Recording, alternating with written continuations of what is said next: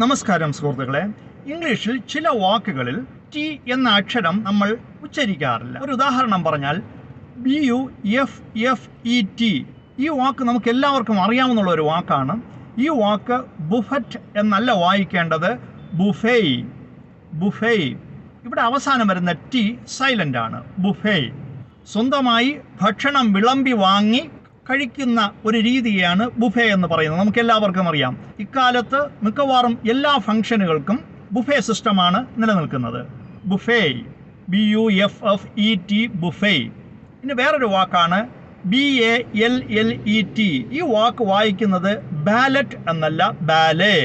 ബാലേ. ഇനി മറ്റൊരു വാക്കാണ് SOFT. സോഫ്റ്റ്. ഇവിടെ ടി ഉച്ചരിക്കണം.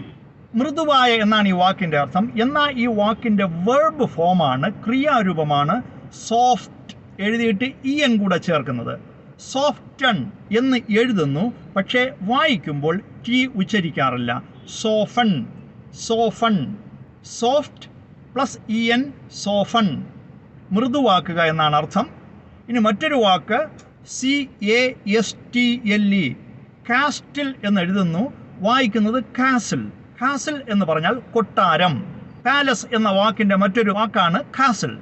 ഇനി നമുക്കെല്ലാവർക്കും അറിയാമെന്നുള്ള ഒരു വാക്കാണ് LISTEN.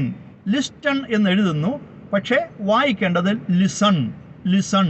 ശ്രദ്ധിക്കുക എന്നാണ് ഈ വാക്കിൻ്റെ അർത്ഥം, ലിസൺ.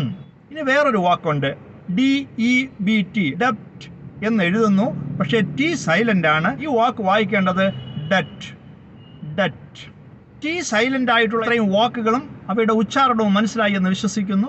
Thank you.